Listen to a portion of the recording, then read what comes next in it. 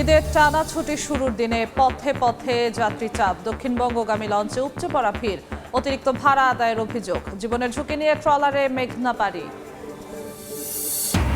দক্ষিণাঞ্চলের সড়ক পথে দুর্ঘটনার ঝুঁকি বাড়াচ্ছে থ্রি হুইলার চালকদের দুশ্চিন্তা, রাস্তার পাশের কোরবানির হাট চলাচল নির্বিঘ্ন করতে কঠোর অবস্থানে প্রশাসন।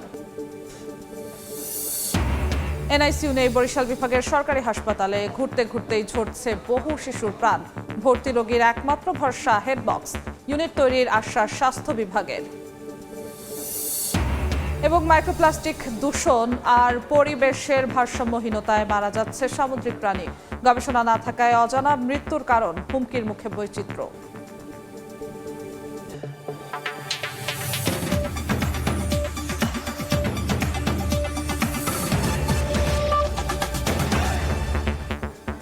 আমন্ত্রণ সময় সংবাদের নিয়মিত আয়োজন বিভাগীয় সময়ে থাকছি সপ্তাহের 7 দিন ভিন্ন ভিন্ন বিভাগের সংবাদ নিয়ে।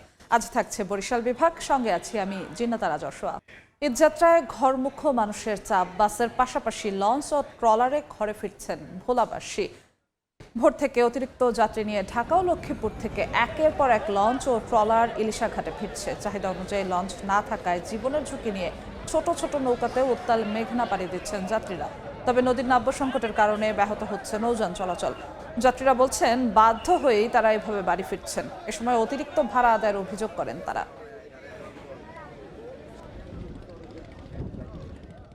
দুইটা লঞ্চ আসছে, আবার ব্যাগ দিচ্ছে, দুইটা ফেরি খালের ভিতরে আটকে গেছে। লঞ্চ খালাতেন বাড়িতে পারে না, সব আটকে দিছে। লঞ্চ ছাড়ার পরে লঞ্চ আয়া বাজা পড়ছে, বাজা পড়ানোর পরে লঞ্চ হিটে আবার গাড়ি লিয়ে গেছে, গাড়ি নিয়ে হিটে আবার টলারে আমাকে উঠে দিছে। টিকিটে লেখা আছে 200 টাকা, কিন্তু আমাদের তো দুলুম করে 250 টাকা করে ভাড়া নিছে।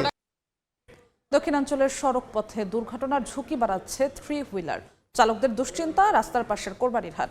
অবশ্য যান চলাচল নির্বিঘ্ন করতে কঠোর অবস্থানে প্রশাসন। এ নিয়ে আলোচনার জন্য এই মুহূর্তে বরিশালে আছেন সহকর্মী অপূর্ব অপু, তার সঙ্গে যুক্ত হচ্ছেন বরিশাল সিটি কর্পোরেশনের প্রশাসক বিলকিস আক্তার জাহান শিরিন। সরাসরি যাচ্ছি অপুর কাছে। অপু, দেখুন, ঈদকে ঘিরে মানুষ কিন্তু ঘরমুখী শুরু হয়ে গিয়েছে। মহাসড়কগুলোতে এখন উপচে পড়া ভিড়ও আমরা লক্ষ্য করছি, এবং এই যে উপচে পড়া ভিড়, তাতে করে কিন্তু সড়ক দুর্ঘটনাও বাড়ছে। এই বিষয়ে আমরা বিস্তারিত কথা বলতে চাই বরিশাল সিটি কর্পোরেশনের যিনি প্রশাসকের দায়িত্বে রয়েছেন, সেই সাথে বাংলাদেশ জাতীয়তাবাদী দল বিএনপির বরিশাল বিভাগের যিনি দায়িত্বে রয়েছেন বিলকিস আক্তার জাহান শিরিন। আপনাকে সময় দেওয়ার জন্য ধন্যবাদ জানাচ্ছি। প্রথমে যেটা বলতে চাই, আমরা দেখেছি বিগত বছরগুলোতে আপনি নেতৃত্ব দিয়েছেন, ভাঙা থেকে কুয়াকাটা পর্যন্ত 6 লেন করবার জন্য দাবি তুলেছিলেন, কিন্তু দেখছি যে সেটি কিন্তু কার্যত বাস্তবায়নের কোনো পথ আমরা দেখতে পাচ্ছি না। এখন তো রাষ্ট্রীয় ক্ষমতায় আপনারাই, সেই ক্ষেত্রে কি করবেন? মানুষের তো মৃত্যু মিছিল হচ্ছে প্রতিনিয়ত। ধন্যবাদ। আসলে আমাদের দাবিটা দীর্ঘদিনে, গত সরকারের যখন এই কাজগুলো হচ্ছিল, সেই সময় থেকে দক্ষিণাঞ্চলবাসীরা আমাদের দাবি ছিল যেন রাস্তাটা ভাঙা থেকে একদম কুয়াকাটা পর্যন্ত আসে। সেই জায়গাটা তারা করেনি, তারা ভাঙা থেকে ফরিদপুরের দিকে হয়তো চলে গিয়েছে এবং বরিশাল সহ আমাদের দক্ষিণাঞ্চলকে বঞ্চিত করেছেন। আমাদের সরকারের বয়স তো মাত্র 3 মাস। 3 মাসের প্রথম দিন থেকেই আমাদের এই দাবিটা আছে। আমি যেমন প্রথম দিন থেকে দাবি করেছি, আমরা আজকের দিন পর্যন্ত সরকারের কাছে আমাদের দাবি আছে, এবং আমাদের সড়কমন্ত্রী বলেছেন যে এটা খুব শীঘ্রই আমরা কাজ করব। এবং সংসদে আপনি দেখেছেন যে সংসদে এটা নিয়ে আমাদের দক্ষিণাঞ্চলে যারা সংসদ সদস্য আছেন তারা দাবি করেছেন। এবং আমাদের 4 ফেব্রুয়ারি যেদের প্রধানমন্ত্রী আমাদের দলের চেয়ারপারসন এসছেন নির্বাচনের সভায়, সেদিনও কিন্তু বরিশালের অনেক প্রার্থীরা 6 লেনের জন্য দাবি করেছেন তার কাছে। ইনশাল্লাহ আমরা মনে করি যে এটা খুব শীঘ্রই কাজে হাত দিবে সরকার। এটা আপনিও কি একমত কিনা, বা আপনিও আপনার চোখে পড়েছে কিনা যে এই অঞ্চলে প্রতিনিয়ত দুর্ঘটনা হচ্ছে, মানুষ মৃত্যুবরণ করছে, পঙ্গুত্ব বরণ হচ্ছে, কার্যত এই অঞ্চল কিন্তু ডেভেলপমেন্টও কিন্তু বাধাগ্রস্ত হচ্ছে এই মহাসড়কটি না হওয়ার থাকার কারণে? না, অবশ্যই এটা এখন মৃত্যুফাত একদম। আমরা নিজেরাও যখন ঢাকা থেকে বরিশাল আসি, প্রতিটা মুহূর্তে আমরা আতঙ্কে থাকি যে কোনো সময় একটা দুর্ঘটনা ঘটবে। এবং আপনি দেখবেন যে প্রায় প্রতিদিনই আমরা এখানে দুর্ঘটনার খবর পাই। সেখানে মৃত্যু আছে, আবার দুর্ঘটনায় পঙ্গুত্ব বরণ করছে, এটাও আছে। এবং এটার জন্য আমি দেখেন আমাদের সিটির ভিতরে মহাসড়কে মহাসড়কে গত সরকারের একটা পার্ক ছিল, গত মেয়রের তার মায়ের নামে একটা পার্ক করেছিল। শুধু এই দুর্ঘটনার হাত থেকে বাঁচানোর জন্য আমি কিন্তু সেই পার্কটা ভেঙে দিয়েছি। এবং এইটার পিছনে অনেক কারণ আছে, কারণ দেখেন আপনি আমরা কিন্তু যথেষ্ট চেষ্টা করেছি। এইবারে যে কোরবানির গরুর হাট, আমরা মহাসড়কের চারিদিকে কোথাও কিন্তু গরুর হাট আপনারা দেখাতে পারবে না, সেটাও আমরা সর্বোচ্চ চেষ্টা করে যাচ্ছি। আর এখানে দুর্ঘটনার আরও কারণ আছে, যেমন আপা আমাদের সময় সংক্ষিপ্ততার কারণে পরবর্তীতে বুলেটিন হয়তো আপনাকে আবার যুক্ত করব যে দাবিটি এই প্রশাসকও জানিয়েছেন যে অবিলম্বে যেন মহাসড়কটি 6 লেন করা হয়, সেই দাবিটি কিন্তু তার পক্ষ থেকে জানানো হয়েছে। আপাতত আমার কাছে সবশেষ এতটুকুই খবর ছিল। সরাসরি যুক্ত ছিলাম বরিশালে। বিভাগীয় সময় আরও থাকছে।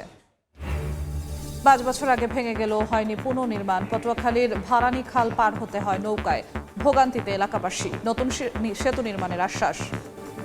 পুরো বরিশাল বিভাগের কোনো সরকারি হাসপাতালেই নেই শিশুদের আইসিইউ সুবিধা। এমনকি শেরেবাংলা মেডিকেল কলেজ হাসপাতালেও গড়ে ওঠেনি গুরুত্বপূর্ণ এই ইউনিট। ফলে এক হাসপাতাল থেকে অন্য হাসপাতালে ছুটতে গিয়ে পথেই ঝরে যাচ্ছে বহু শিশুর প্রাণ। আর যারা ভর্তি আছে হেড বক্সই এখন বেঁচে থাকার একমাত্র ভরসা। অপূর্ব রিপোর্ট, ছবি তুলেছেন সুমন হাসান। ক্লান্ত দুটি চোখ বেয়ে অনবরত পড়ছে জল, অশ্রু কেবল বেদনার নয়, এই অসহায় মায়ের বুক ফাটা আকুতির। নিউমোনিয়ায় আক্রান্ত বরিশালের উজিরপুর উপজেলার 7 মাসের শিশু রুমাইশাকে ভর্তি করা হয়েছে বরিশাল শেরেবাংলা মেডিকেল কলেজ হাসপাতালে। কিন্তু শিশুটিকে বাঁচাতে প্রয়োজন এনআইসিইউর, যা গোটা বিভাগের কোনো হাসপাতালেই নেই। আইসিইউতে নিতে বলে, আইসি তো অনেক জায়গায় মনে করেন যে লোকজন খোঁজ খবর নিয়েছি, তো পাইতেছি না। ঢাকা নিয়ে যেতে বলছে, আমার খবর তো নাই। এমন পরিস্থিতিতে প্রতিদিন অন্তত 10 থেকে 15 শিশুর এনআইসিইউর প্রয়োজন হলেও একমাত্র ভরসা এখন এই প্লাস্টিকের হেডবক্স। সিভিয়ার নিউমোনিয়া যারা আছে, তারপর যারা হামের রোগীগুলো যারা খারাপ হয়ে যায়, এগুলোর জন্য একটু আমাদের এই পেডিয়াট্রিক ওয়ার্ডের মধ্যে আইসিইউ দরকার আছে। বিভাগের সরকারি কোনো হাসপাতালে এনআইসিইউ না থাকার কথা স্বীকার করেছেন স্বাস্থ্য বিভাগের কর্মকর্তারা। তবে নবনির্মিত বিশেষায়িত শিশু হাসপাতালটিতে এনআইসিইউ ইউনিট তৈরির আশ্বাস তাদের। ডক্টর জিয়াউদ্দিন হায়দার স্যার 2বার ভিজিট করেছেন আমাদের শেরেবাংলা মেডিকেল কলেজ হাসপাতাল। সর্বশেষ ভিজিটে উনি হাম ইউনিট, আইসোলেশন ইউনিট দেখেছেন এবং উনি কথা দিয়েছেন পেডিয়াট্রিক আইসিইউ এবং এনআইসিইউর ব্যাপারে আমাদের সহযোগিতা করবেন। যেহেতু একটা বিষয়িত শিশু হাসপাতাল হচ্ছে, শিশুদের যতগুলো ডিপার্টমেন্ট আছে সবগুলোই সেখানে চালু থাকবে। শেরেবাংলা মেডিকেল কলেজ হাসপাতালের তথ্যমতে চলতি বছরের প্রথম 4 মাসেই হাসপাতালটিতে ঠান্ডা ও হাম উপসর্গে মৃত্যু হয়েছে 132 শিশুর। অপূর্ব অপু, সময় সংবাদ, বরিশাল। হুমকির মুখে সমুদ্রের জীববৈচিত্র্য, একের পর এক প্রাণ হারাচ্ছে কচ্ছপ সহ সামুদ্রিক প্রাণী। চলতি বছরেই কুয়াকাটা সৈকতে ভেসে এসেছে অন্তত 10টি কচ্ছপ, যার বেশিরভাগই মৃত, অথচ হয়নি কোনো বৈজ্ঞানিক ময়নাতদন্ত। এ কারণে অজানাই রয়ে যাচ্ছে মৃত্যুর প্রকৃত কারণ। বিশেষজ্ঞদের ধারণা, অবৈধ জাল, মাইক্রোপ্লাস্টিক দূষণ এবং পরিবেশগত ভারসাম্যহীনতা এসব মৃত্যুর কারণ। বিস্তারিত শিকদারের জাবির হোসেনের রিপোর্টে। ঢেউয়ের সঙ্গে কুয়াকাটা সৈকতে ভেসে আসছে সামুদ্রিক কচ্ছপ, কখনো মৃত্যু আবার কখনো আহত, তবে অধিকাংশের শরীরই স্পষ্ট আঘাতের চিহ্ন। গত 16 মে সৈকতে আহত অবস্থায় ভেসে আসে প্রায় 35 কেজি ওজনের একটি অলিভ রিডলি প্রজাতির সামুদ্রিক কচ্ছপ।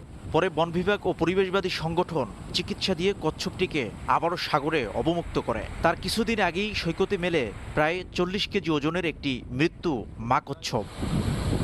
ডলফিন ও কচ্ছপ রক্ষা কমিটির তথ্য বলছে, শুধু চলতি মাসেই কুয়াকাটা উপকূলে ভেসে এসেছে অন্তত 8টি মৃত্যু কচ্ছপ।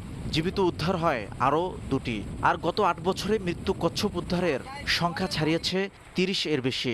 সরকারি সংস্থাগুলো আছে যারা এগুলো নিয়ে কাজ করছে, তারা যেন অন্তত এতটুকু সংবাদটা দিতে পারে বা তথ্যটা দিতে পারে যে কি কারণে এগুলো মারা যাচ্ছে। বিশেষজ্ঞদের মতে, অবৈধ ট্রোলিং জাল, গভীর সমুদ্রে ব্যবহৃত টোন জাল, প্লাস্টিক ও মাইক্রোপ্লাস্টিক দূষণ, এসব কারণেই প্রাণ হারাচ্ছে সামুদ্রিক প্রাণী। উপকূলের এই জায়গাগুলোতে যে জায়গায় ট্রলিং দিয়ে মাছ ধরা নিষেধ, এইটাকে যেমন নিষিদ্ধ রাখতে হবে, তার পাশাপাশি আমাদের যেই জেলেরা রয়েছেন তাদের আসলে এই সচেতনতাটা দরকার। কারণ অনুসন্ধানের পরে সরকার আমাদেরকে যে নির্দেশনা দেবে, সেই নির্দেশনার মোতাবেক আমরা পরবর্তী প্রয়োজনীয় পদক্ষেপ গ্রহণ করব। কুয়াকাটা উপকূলে ভেসে আসা অধিকাংশ কচ্ছপই অলিভ রিডলি প্রজাতির। শিকদার জাবির হোসেন, সময় সংবাদ, পটুয়াখালী। বিভাগীয় সময় আরও থাকছে।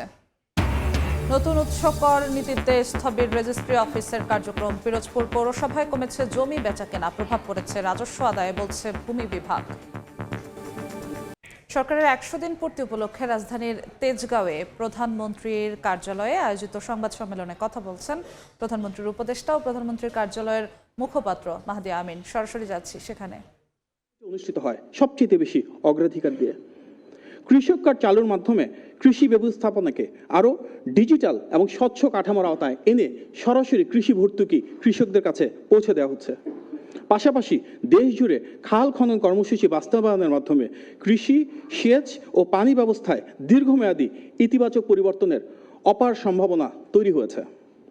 শহীদ রাষ্ট্রপতি জিয়াউর রহমান ঐতিহাসিক যে খাল খনন কর্মসূচি শুরু করেছিলেন, সেটিরই এই যে পুনরুজ্জীবন, সেটি শুধু প্রাণ, প্রকৃতি, জীববৈচিত্র্য, মৎস্য, কৃষি বা প্রাণী সম্পদ সংরক্ষণেই ব্যাপক ভূমিকা রাখছে না, বরং জলাধার সৃষ্টি ও পানি প্রবাহ পুনরুদ্ধারের মাধ্যমে অর্থনৈতিক সমৃদ্ধি ও ব্যবসায়িক বিকাশকেও ত্বরান্বিত করছে। এর ফলে গ্রামীণ অর্থনীতিতে নতুন গতি সঞ্চার হচ্ছে এবং কর্মসংস্থানের ব্যাপক সুযোগ সৃষ্টি হবে। পাশাপাশি দক্ষিণ পশ্চিমাঞ্চলে কৃষি, পানি ও পরিবেশ ব্যবস্থাপনার সম্ভাবনা তৈরি করতে পদ্মা ব্যারেজ প্রকল্প বাস্তবায়নের উদ্যোগ গ্রহণ করা হয়েছে। আমরা প্রত্যক্ষ করেছি ফ্যাসিবাদী শাসনামলে কিভাবে মানুষের বাক স্বাধীনতাকে হরণ করা হয়েছিল, কিভাবে গণমাধ্যমকে বল প্রয়োগের মাধ্যমে নিয়ন্ত্রণে রাখা হয়েছিল। এর বিপরীতে শহীদ প্রেসিডেন্ট জিয়াউর রহমান এবং দেশনেত্রী বেগম খালেদা জিয়ার নেতৃত্বাধীন প্রতিটি বিএনপি সরকার দেশে মত প্রকাশের স্বাধীনতা ও গণমাধ্যমের স্বাধীন বিকাশ নিশ্চিত করেছিল। সেই ধারাবাহিকতায় বর্তমান সরকারও গণমাধ্যম ও সাংবাদিকদের জন্য সর্বোচ্চ স্বাধীনতা নিশ্চিত করতে অটুট কাজ করে যাচ্ছে। তবে ইতিমধ্যে আমরা দেখেছি এই নজিরবিহীন স্বাধীনতার সুযোগ নিয়ে একটি গোষ্ঠী উদ্দেশ্য প্রণোদিতভাবে নৈরাজ্য সৃষ্টির অপচেষ্টা চালাচ্ছে। বিভিন্ন ধরনের অপপ্রচারে তারা লিপ্ত রয়েছে। মাননীয় প্রধানমন্ত্রী, মাননীয় স্বরাষ্ট্রমন্ত্রী সহ রাষ্ট্রের গুরুত্বপূর্ণ ব্যক্তিবর্গকে নিয়ে বিভ্রান্তিকর প্রচারণা, অশোভন আচরণ ও অশালীন কর্মকাণ্ডের মাধ্যমে সামাজিক অস্থিতিশীলতা তৈরির যে প্রয়াস চলছে, সেটি গণতন্ত্রের পরিবেশ ও রাষ্ট্রীয় শৃঙ্খলার জন্য ক্ষতিকর। তেজগাঁওয়ে প্রধানমন্ত্রীর কার্যালয়ে সংবাদ সম্মেলনে কথা বলছেন প্রধানমন্ত্রীর উপদেষ্টা ও প্রধানমন্ত্রীর কার্যালয়ের মুখপাত্র মাহদি আমিন। আমরা সরাসরি যুক্ত ছিলাম সেখানে। তার বক্তব্যের বাকি অংশ দেখতে ভিজিট করুন সময় টেলিভিশনের ফেসবুক পেজে। দীর্ঘদিন ধরে সংস্কার না করায় ভোলার প্রায় 1200 কিলোমিটার আঞ্চলিক সড়ক চলাচলের অযোগ্য হয়ে পড়ে আছে। রাস্তা জুড়ে সৃষ্টি হওয়া বড় বড় গর্ত যেন এক একটি মরণ ফাঁদ। প্রায় বিকল হচ্ছে যানবাহন, ঘটছে দুর্ঘটনাও।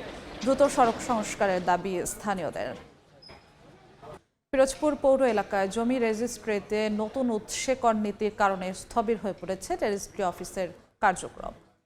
2025 সালের জুলাই থেকে চালু হওয়া নতুন নিয়মে জমির রেজিস্ট্রি খরচ বেড়েছে কয়েক গুণ। পৌর এলাকায় রেজিস্ট্রিতে আগে যেখানে 4% রাজস্ব দিতে হতো, সেখানে এখন প্রতি শতাংশের জন্য গ্রাহককে গুনতে হচ্ছে বাড়তি 25,000 টাকা উৎসকর।